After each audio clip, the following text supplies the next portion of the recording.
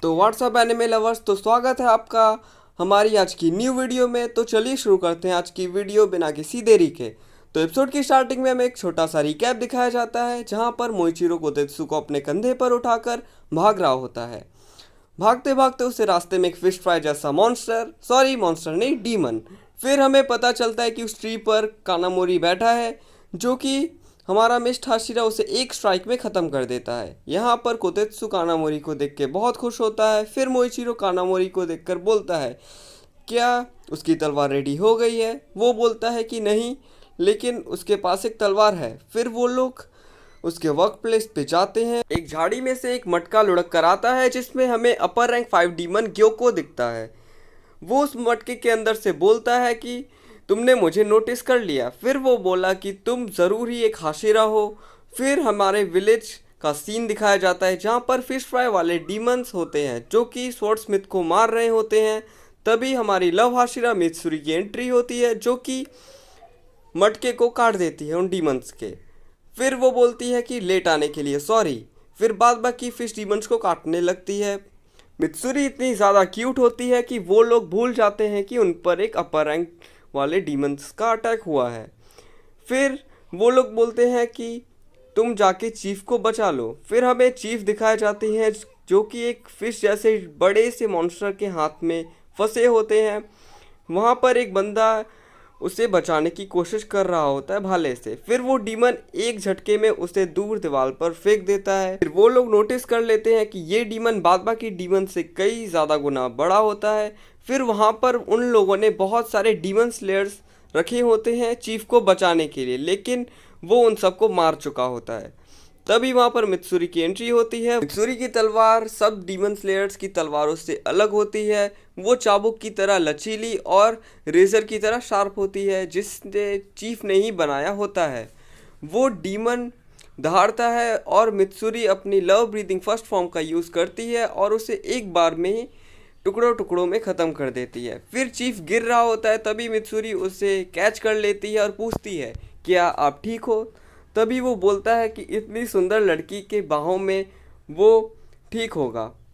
फिर पीछे से एक डीमन स्लेयर बोलता है कि मैं भी गिर गया था सिर के बल, मुझे भी बचा लो। फिर चीफ उसके जवाब में बोलता है कि चुपचाप पड़े रहो। इधर तांजीरो को एक अजीब सी स्मेल लगती है, जिस पे वो बेहोशी से उठ जाता है और देखता है कि नज़ुको उसे अपने कंधे पर उठाकर भाग रही होती है। फिर पीछे से सेकिडो उन पर बिजली गिराने की कोशिश कर रहा होता है, तभी उन्हें बिजली का झटका लग जाता है।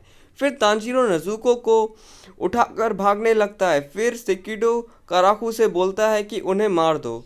फिर कराकू उन्हें मारने के लिए भाग रहा होता है और अपने फैन से हवा करता है। तांजीरो पे वो फर्स्ट स्ट्राइक करता है, जिससे कि तांजीरो उसे डॉज करके बच जाता है, लेकिन कराकू उन पर सेकंड पावरफुल अटैक करता है, जिससे कि पूरी बिल्डिंग डिस्ट्रॉय हो जाती है। फिर नज़ुको तांजीरो की तलवार पकड़ लेती है और छोड़ती नहीं है और गिरते गिरते वो मलबे में दब जाती है।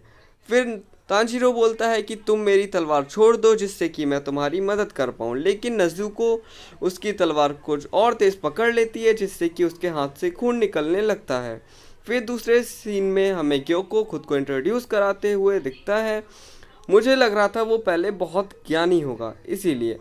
फिर वो बोलता है कि मैं तुम्हें एक आर्ट दिखाना चाहता हूँ। फिर वो ताली बजाने लगता है, जिससे कि एक मटका आता है और उसमें से 5 जॉइंट बॉडीज निकलती हैं, जिनमें एक एक तलवार घुसी होती है। फिर यहाँ पर हमें कोतेत्सु और कानामोरी दिखते हैं, जो कि उन लोगों को पहचान लेते हैं और ग्योको बड़े गर्व से बोलता है कि जब भी वो इन तलवारों को घुमाता है, तब उनमें से चिल्लाने की आवाज़ आती है। फिर वो यही करके दिखाता है, जिससे कि वो दोनों रोने लगते हैं। फिर मोइचिरो को बहुत ज़्यादा गुस्सा आता है और वो उसे मारने के लिए अटैक करता है। मोइचिरो उनकी बातों को सुन के बहुत ज़्यादा गुस्सा हो जाता है और अटैक करता है। ये देखकर ग्योको उस मटके से दूसरे मटके में चला जाता है। जैसा कि हम जानते हैं कि उसके पास एक एबिलिटी है, जिससे वो एक मटके से दूसरे मटके में टेलीपोर्ट हो सकता है। हमारा मिस्ट हाशिरा मोइचिरो फिर से अटैक करता है, पर वहाँ पर सिर्फ मटका ही काट पाता है। ये देखकर ग्योको बहुत ज़्यादा गुस्सा होता है और अपने हाथ से मटके निकालता है, जिससे गोल्ड फिश निकलती हैं और वो अपने मुंह से नीडल्स को शूट करती हैं। पर वो उनसे बच जाता है और कोतेत्सु ये देख के चिल्लाता है, जिससे कि गोल्डफिश उन पे अटैक करने लगती हैं, पर मोइचिरो उसके सामने आ जाता है और उन्हें बचा लेता है। मोइचिरो का फेस और बॉडी नीडल्स घुस चुकी होती है वहाँ पर, और वो डीमन बोलता है कि तुम अब मरने वाले हो, और बोल रहा होता है कि तुम इन्हें बचाने के चक्कर में खुद अपनी जान गंवा बैठोगे। वो बोलता है कि अब तुम कुछ ही देर में इसके पॉइजन से मर जाओगे। फिर ये देख मोइचिरो को अपने एक पास्ट का एक सीन याद आ जाता है, जिसमें वो सेम लाइन एक बंदा उसे बोल रहा होता है।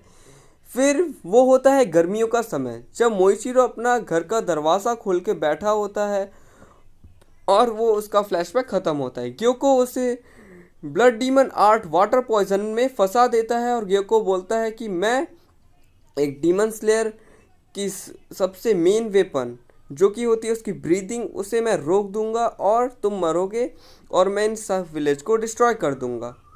फिर हम देखते हैं कि नजुको का खून से तांजीरो की पूरी तलवार सन चुकी होती है। फिर नजुको अपने blood demon art exploding blood का यूज़ करती है, जिससे कि तांजीरो की पूरी तलवार जलने लगती है। तांजीरो की स्वॉर्ड उसकी हीट की वजह से एकदम लाल हो चुकी होती है। फिर तांजीरो को एक लेडी की आवाज़ सुनाई देती है, जिसमें वो बोलती है कि लड़ाई के समय उसकी तलवार का कलर रेड हो जाता है।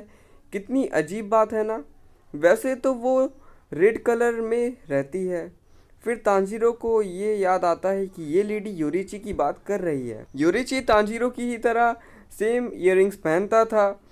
अब तांजीरो बोलता है कि उसे सबकी उम्मीदों पर खड़ा होना होगा और वो डीमंस के सामने चला जाता है। वो डीमंस उसका न्यू वेपन देखकर एक्साइटेड हो जाते हैं, पर सेकिडो को कुछ याद आने लगता है क्योंकि सभी के अंदर मुजान की ब्लड का सैंपल है, और उसे योरिची की याद आ जाती है क्योंकि जब मुजान योरिची से फाइट कर रहा होता है तभी उसकी तलवार जलने लगती है और रेड हो जाती है, और वो अटैक करने वाला ही होता है। तभी डीमंस को योरिची की ऑरा दिखाई देने लगती है और तांजीरो का हेड मार्क भी अनलॉक होता है, और तांजीरो हिनोकामी कागुरा का यूज़ करके उनकी गर्दन एक स्ट्राइक में ख़त्म कर देता है।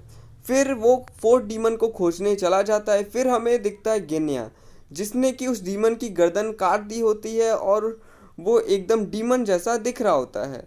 फिर यहाँ पर एपिसोड ख़त्म हो जाता है। तो कैसी लगी आज की वीडियो कमेंट ज़रूर करना।